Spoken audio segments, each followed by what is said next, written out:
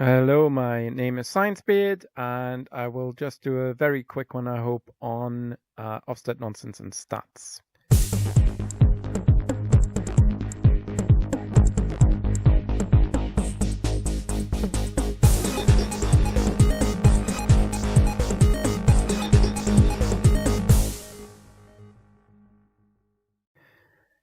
Okay, so in a recent article by Freddie Whitaker for Schoolsweek, he basically summarized a few things that they learned about Ofsted and how Ofsted represents itself to the public.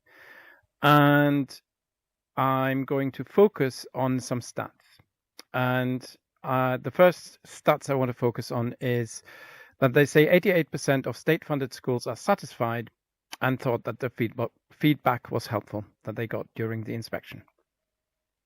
And here are the stats. You can see state-funded schools, 58% say, I'm going to only focus on the state-funded schools because, reasons. And 58 and 30%, the stats are higher for independent schools, but there we are. Okay, so 58 and 30, 88. And then you get another 6% who weren't particularly bothered, and then 6% who disagreed or strongly disagreed with the helpfulness of the feedback in the inspection.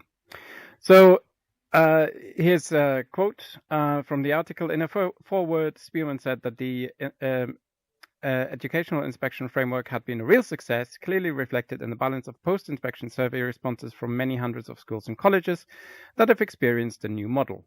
Worked at the education sector to make sure that the changes were clearly understood, trained our own inspectors thoroughly, and have acted on feedback. Ofsted will evaluate how the education inspection framework has been implemented and explore experiences of it so far, and will publish its research in the autumn. Okay, so I've got my own thoughts on how well you can train inspectors, and that it's all a bit faux. And I will make a video eventually, I think, about the $500 million experiment that ran in the US, which basically showed one thing, and that is you can't have consistency in observations of teachers. Now, teaching observations are only one aspect of this, but anyway, so I'm going to not do that here and move on. So if you look at number 7 then, there was a small increase in complaints, they say, and that meant that 2.5% of all the inspections and other activities in the period covered led to complaints. I'm not sure what other activities means. Could be like mini inspections, I guess, and stuff like that. But if they don't tell me, I'm just going to assume that it most mainly inspections.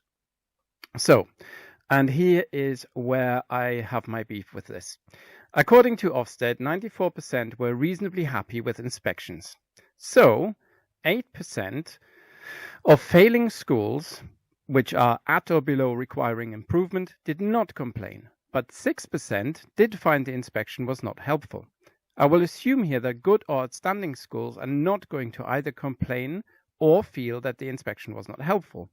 But there's a safety net where you can say that a small number of good or outstanding schools could still have said that the inspections were not helpful. Equally, some schools that failed were probably okay with the inspection and felt the inspection was helpful, as it should have been. Now, feeling that the inspection was not helpful is not the same as complaining.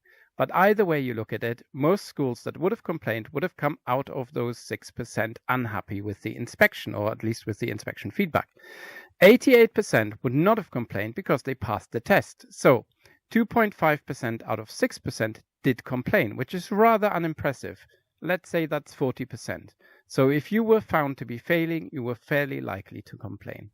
The other consideration has to be that Ofsted are rather more like a food hygiene inspector than a customer at a table, if you will forgive this food-based restaurant analogy.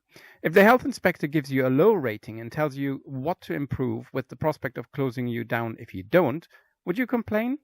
Ofsted want people to think that they are sampling the menu as a customer, but I think most people will be aware of the balance of power here.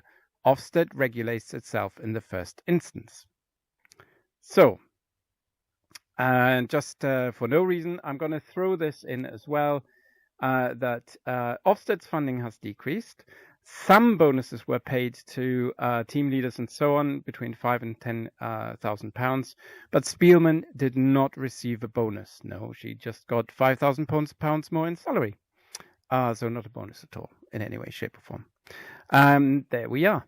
Okay, so I think that the level of complaints at 40% of those schools that actually failed the inspections is pretty high. But Ofsted may disagree. You may disagree. Let me know in the comments. And oh my God, I wasn't going to say that. Okay, I'll see you in the next video. Bye.